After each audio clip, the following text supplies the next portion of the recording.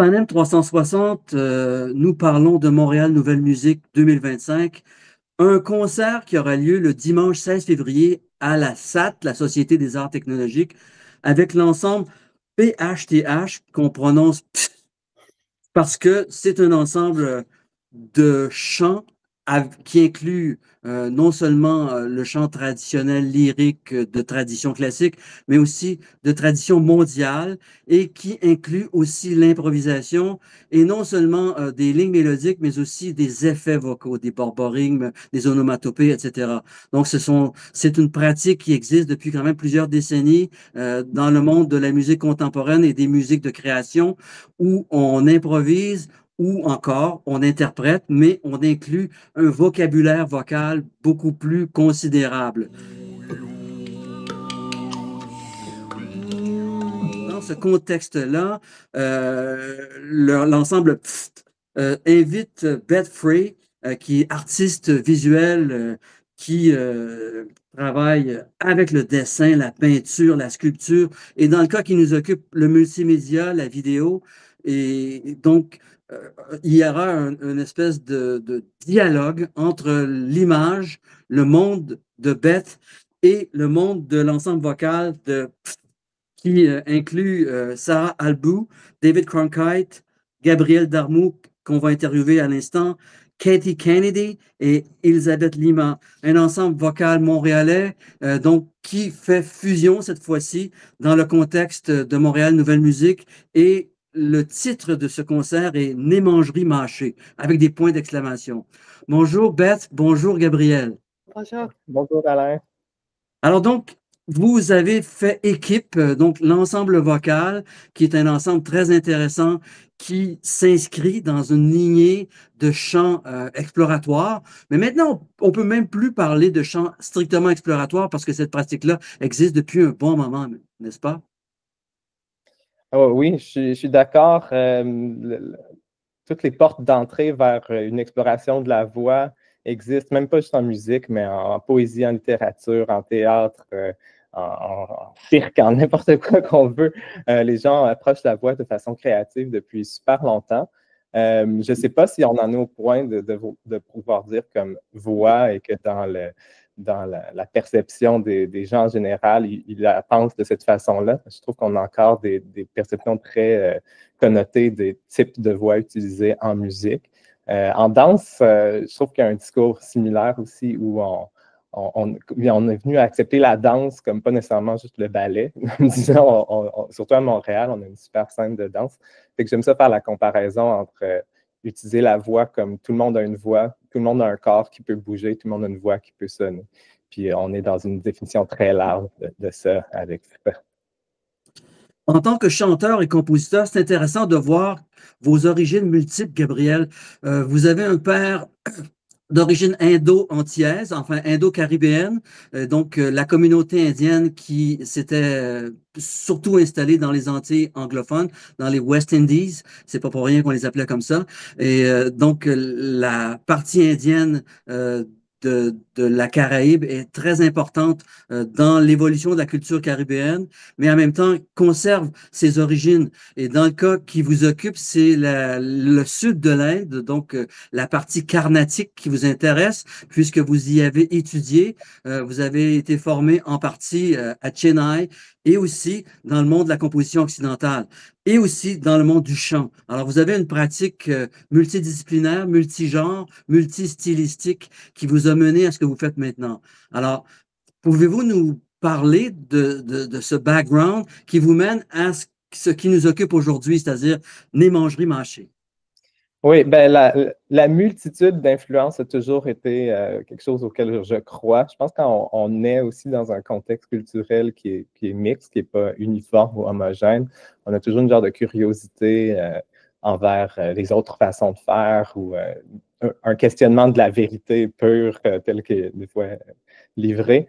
Tout le côté indien, pour moi, était lié à une genre de quête identitaire. Dans le résultat de ce que je fais maintenant, c'est beaucoup plus dilué dans une certaine façon parce que j'ai compris qu'est-ce que je pouvais, à quel point, à quel niveau de profondeur je pouvais véritablement y être de façon sincère et authentique.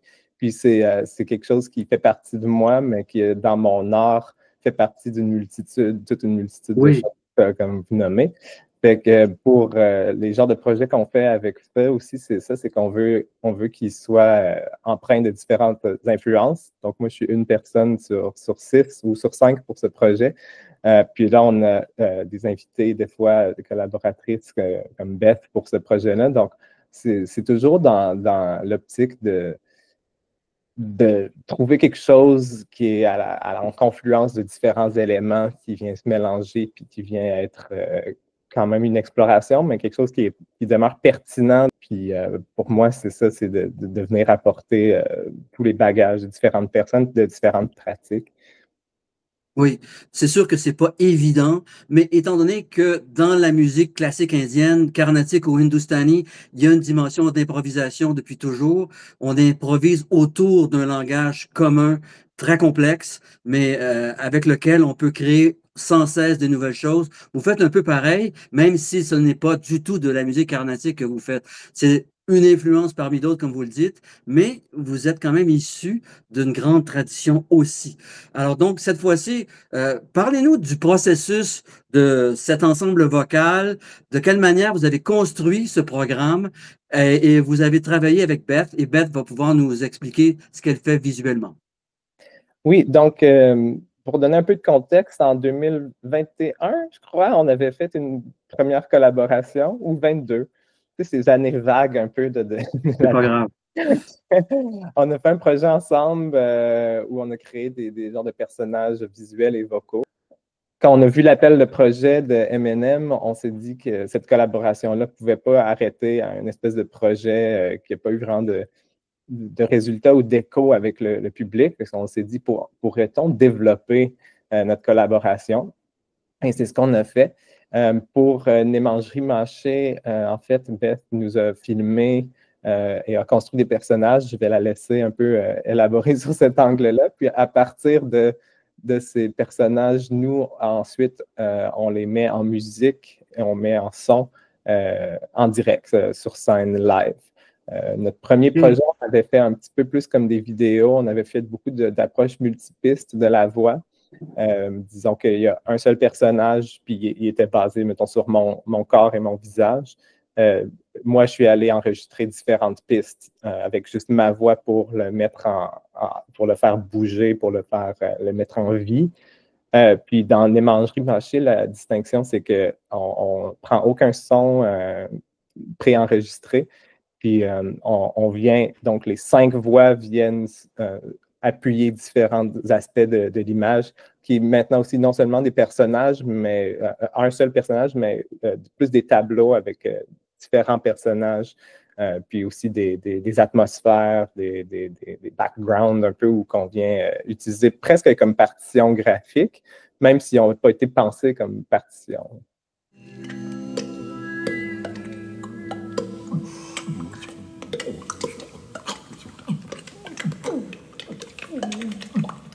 So Beth, if I understand what Gabrielle explained, there's a sort of back and forth between you and them. So you film them, afterwards you do your work, and there's another coat of collaboration in the final achievement of this.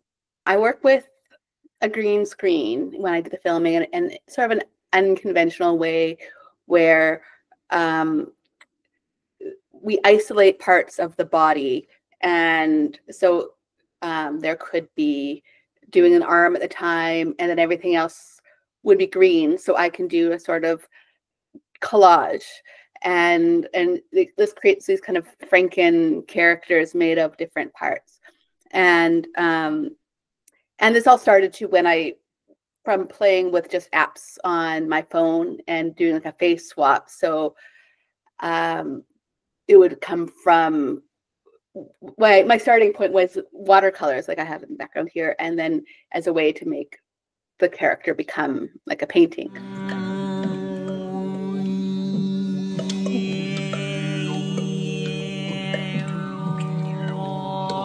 From that starting point, it started to be this back and forth.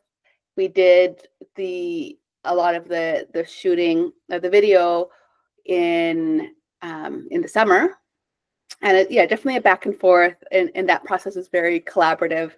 It's really fun to see how each performer kind of works with their body in different ways. And then once I got all that footage, it was a lot of editing, all on apps on my phone and iPad, no professional video software, and just to create the characters from all the parts that we had filmed. And then I sent it back to the group, and then they've been working on developing the voice and the sound for it too. And then now we're kind of in this back and forth that with hearing some of the explorations, and I can make some tweaks so it'll kind of come together to be.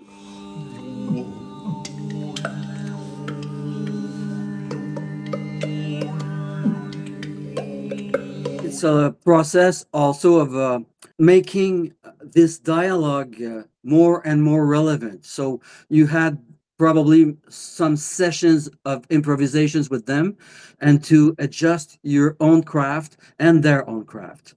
Originally, this video process, I would only work individually. Like, it wasn't collaborative. So it would be my body and my face into it. And so this was the first time flipping it around and working with other performers.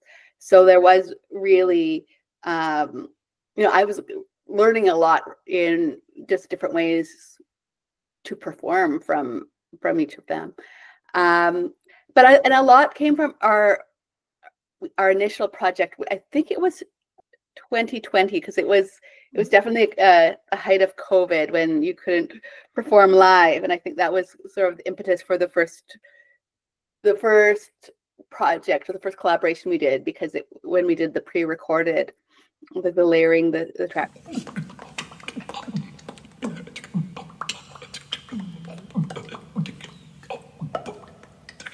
This back and forth of sending images and then recording the voice, and I created props based on the sounds that they had sent me, and then we built the characters based on the props. So there's this dialogue, I think, from like even just getting started with the materials, and which might seem to go with certain voices, and I think over time, and now having done 2 different projects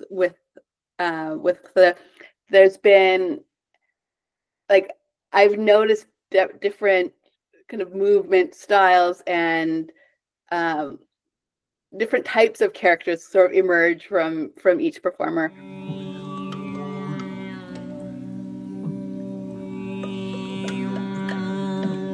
It's just been incredible, I think, to have just the work really come alive. I think when the visual, like the image and the sound, comes together. Very interesting.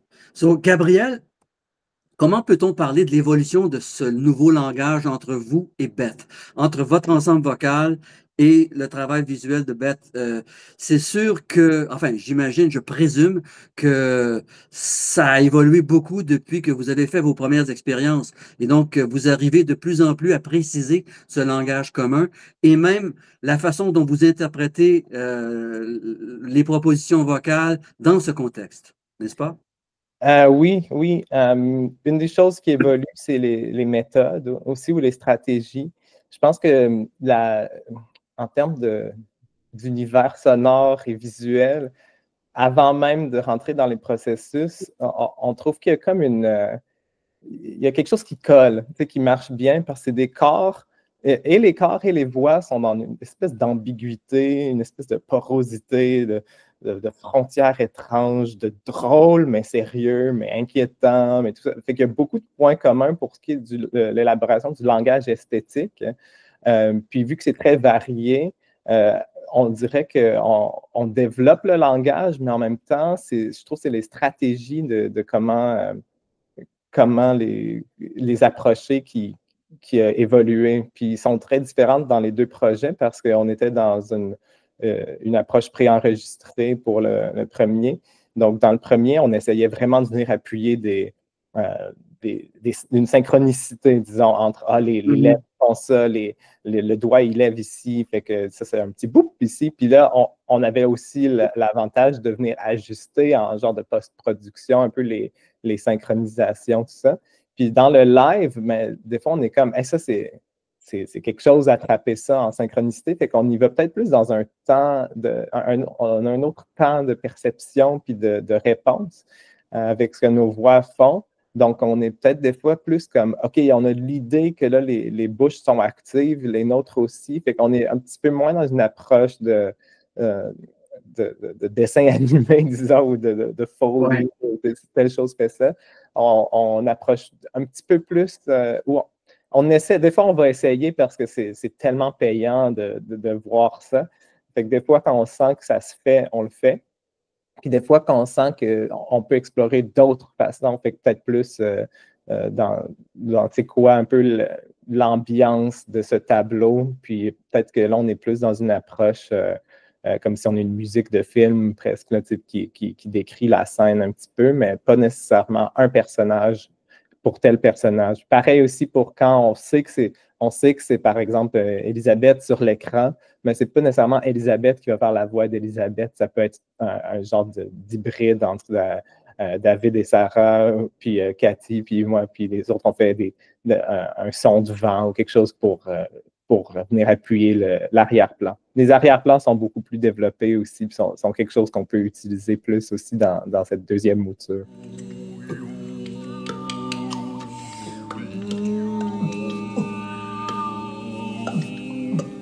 It felt like such a natural fit. And I think, yeah, I do gravitate towards the sort of absurd but dark humor, like something that could be playful at the same time, sort of morose. So, and I think I really appreciate that about Fatah's work too. It's like this very playful, but it can also get weird and disturbing. Just approach to voice. So I think that just felt like a perfect kind of team or collaboration. And I think one thing with the video work and with this collaboration, and I think definitely in the work with Fatah, is that it's this weird mix of sort of this real and kind of cartoon or human made that becomes disturbing, right? Like, and I think with these sort of the face swap, like if it's not 100% kind of cartoon, there's still elements of the human body. It out of context, it does become a bit,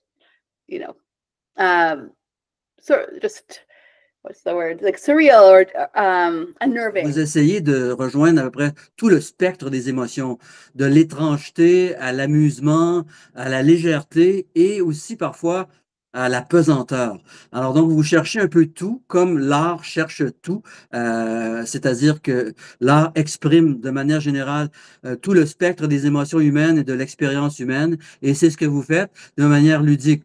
Alors, ça s'annonce très intéressant et on sera à la fois secoué et amusé, si je comprends bien. C'est une superbe description. Je crois que c'est vraiment l'esprit. C'est qu'il y a du sérieux, mais il y a du ouais, c'est pas si sérieux, mais en dessous de ça, il y a Dans la vie, on rit et parfois on est secoué, parfois on pleure, parfois on est fâché. Alors, c'est ce qui se passe aussi avec Némangerie Mâchée et qui sera présenté le dimanche 16 février à la SAT dans le contexte du Festival Montréal Nouvelle Musique présenté par la Société de musique contemporaine du Québec. Gabrielle Darmou et Beth Frey, merci beaucoup. Merci.